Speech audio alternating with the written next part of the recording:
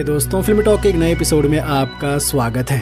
सबसे बड़ी खबर यह है कि टाइगर श्रॉफ और डायरेक्टर मिलाप जावेरी की फिल्म में विद्युत जामाल को भी साइन किया गया है, जो टाइगर श्रॉफ के साथ लीड रोल में होंगे।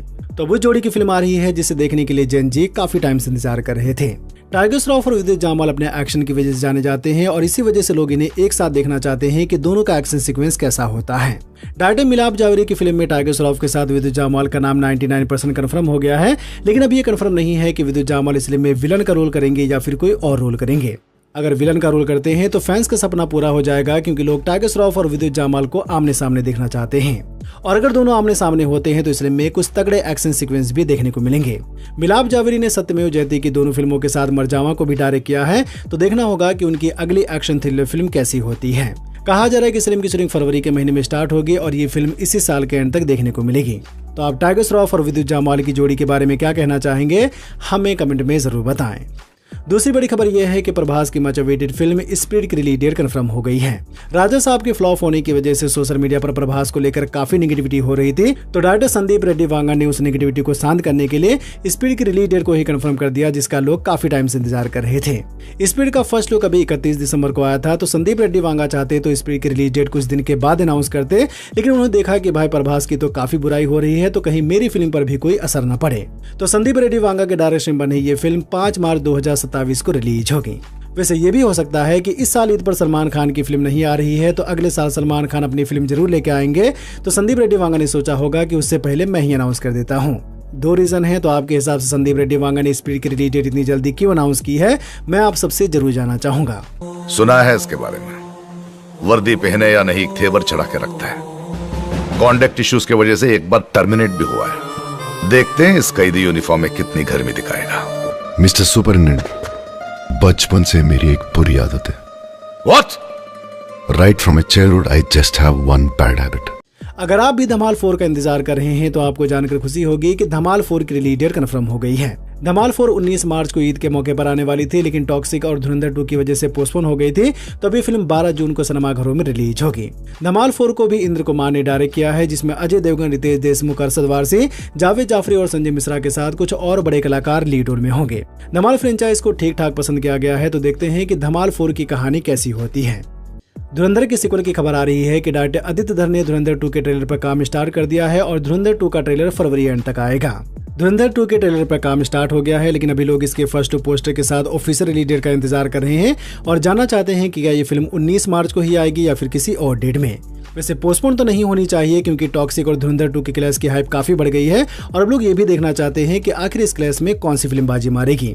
दोनों फिल्मों का क्लैश 99% कंफर्म है, तो मैं आप सबसे जानना चाहूंगा कि टॉक्सिक और धुरंधर 2 में से कौन सी film lifetime box office पर ज्यादा कमाई करेगी।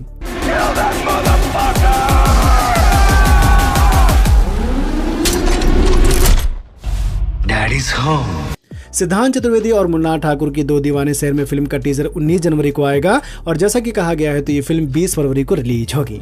मुन्ना ठाकुर और धनुष की शादी की खबर कल से सोशल मीडिया पर काफी वायरल है कि धनुष और मुन्ना ठाकुर 14 फरवरी को शादी करने वाले हैं। क्या सच में करने वाले हैं, तो अभी कोई ऑफिशियल अपडेट तो नहीं आई है, लेकिन जैसे ही आएगी हम आपको फिल्मी टॉक्स में बता देंगे। रही बात 2 दीवाने शहर में फिल्म की, तो एक रोमांटिक ड्रामा फिल्म है जिसे रवि उद्यावर ने डायरेक्ट किया है। विजय सेतुपति और डायरेक्टर पुरी जगन्नाथ की फिल्म का टाइटल कंफर्म हो गया है और फिल्म का नाम हुआ slum dog. Slum dog 33 temple road film से विजय सेतुपति का फर्स्ट लुक भी आया है, जिसमें विजय सेतुपति एक नए अंदाज में चश्मा पहने हुए चॉपर लेके खड़े हुए हैं। विजय सेतुपति का फर्स्ट लुक काफी इंटरेस्टिंग है, जिसे देखकर लग रहा है कि फिल्म में एक्शन के साथ कॉमेडी भी होगी। लाइगर फिल्म के डायरेक्टर पुरी जगन्नाथ को तो आप सब जानते ही होंगे। बैक टू बैक फ्लॉप के बाद पुरी जगन्नाथ एक और एक्शन फिल्म लेके आ रहे हैं, तो देखना होगा कि पुरी जगन्नाथ की फिल्म की कहानी कैसी होती है और ये फिल्म बॉक्स ऑफिस पर कैसी जाती है। रिलीज डेट अभी कंफर्म नहीं है, लेकिन शूटिंग कंप्लीट हो गई है, तो ये फिल्म आने वाले 1-2 महीनों में रिलीज होगी। एक और बड़ी खबर यह है कि स्कारलेट जॉनसन और डायरेक्टर माइक फ्लैनेगन की फिल्म द एग्जॉर्सिस्ट की रिलीज डेट कंफर्म हो गई है। मई 2024 में ब्लम हाउस ने कहा था कि एग्जॉर्सिस्ट की एक नई फिल्म आ रही है और इसके बाद नवंबर 2025 में कहा कि द एग्जॉर्सिस्ट की फिल्म में स्कारलेट जॉनसन लीड रोल में होगी। ये एग्जॉर्सिस्ट की दुनिया की एक नई फिल्म होगी जिसका पिछली फिल्मों से कोई कनेक्शन नहीं होगा। पहली फिल्म इसी साल 13 मार्च को आने वाली थी, लेकिन अब ये फिल्म अगले साल 12 मार्च 2027 को रिलीज होगी। स्टार वॉर्स के डायरेक्टर जे अब्राहम की अगली फिल्म द ग्रेट बियॉन्ड की रिलीज डेट कंफर्म हो गई है। जे अब्राहम ने स्टार वॉर्स की इन 2 फिल्मों के साथ स्टार ट्रेक की भी इन 2 फिल्मों को डायरेक्ट किया है और इन्होंने ही मिशन इम्पॉसिबल 3 को भी डायरेक्ट किया है। अच्छे डायरेक्टर हैं तो अब जे अब्राहम एक नई साई-फाई फिल्म लेके आ रहे हैं जिसमें ग्लेन पॉवेल के साथ जेना ओर्टेगा और Samuel L Jackson lead role में होंगे। कहानी एक ऑथर के इर्द गिर्द घूमती हुई नजर आएगी जो दावा करता है कि जिस मिथिकल वर्ल्ड के बारे में वो लिख रहा है वो रियल में है। तो क्या सच में वो दुनिया है और इस ऑथर को उस दुनिया के बारे में कैसे पता है, तो वो हमें फिल्म देखने के बाद पता चलेगा। द ग्रेट बियॉन्ड इसी साल 13 नवंबर को रिलीज होगी और जेसन मोमोआ ने कहा है कि माइनक्राफ्ट के सीक्वल की शूटिंग अप्रैल में स्टार्ट होगी। जेसन मोमोआ कहते हैं कि सीक्वल की कहानी इतनी अच्छी है कि मैं उसे पढ़ते हुए जोर से हंस पड़ा। इतने लंबे समय से मैं किसी भी स्क्रिप्ट को पढ़ते हुए इतना जोर से नहीं हंसा था। माइनक्राफ्ट अप्रैल 2025 में रिलीज हुई थी जिसे सिर्फ $150 मिलियन के बजट में बनाया गया था और इसने वर्ल्ड वाइड बॉक्स ऑफिस पर $950 मिलियन से ज्यादा कमाई की थी। माइनक्राफ्ट के सीक्वल को भी जेरेड हच डायरेक्ट करेंगे और जैसा कि कहा गया है तो ये फिल्म 23 जुलाई 2027 को रिलीज होगी।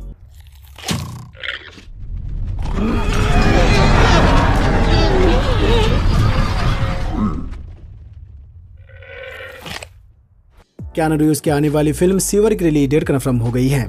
सीवर एक साई-फाई एक्शन ड्रामा फिल्म होगी जिसे डेडपूल और टर्मिनेटर डार्क फेट के डायरेक्टर टिम मिलर डायरेक्ट कर रहे हैं। सीवर फिल्म में एक स्मगलर की कहानी होगी जो समुद्र में एक मिशन पर जाता है, लेकिन वहां पर वो टाइम लूप में फंस जाता है जहां उसे समुद्री डाकुओं और शार्क्स का सामना करना पड़ता है।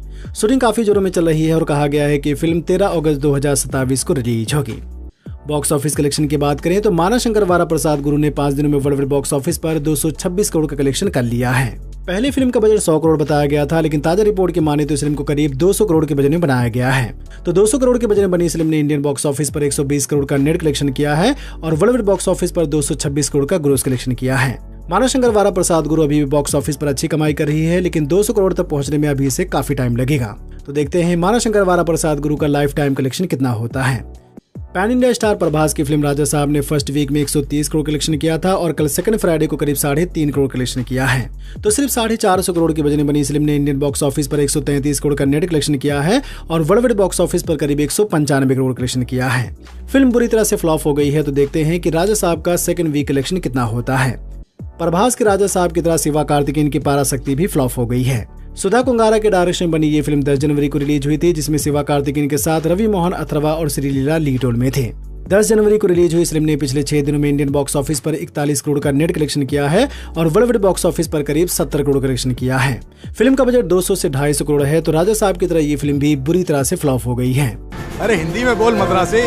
मद्रासी दिल्ली आता, मद्रासी हिंदी बोला, हिंदी कारर मद्रा आता, हिंदी कारर तमिल बोला। पराशक्ति का बजट मुझे बिल्कुल भी समझ में नहीं आ रहा है क्योंकि इसमें कोई बड़ा एक्टर भी नहीं है जिसने 100 करोड़ लिए हों।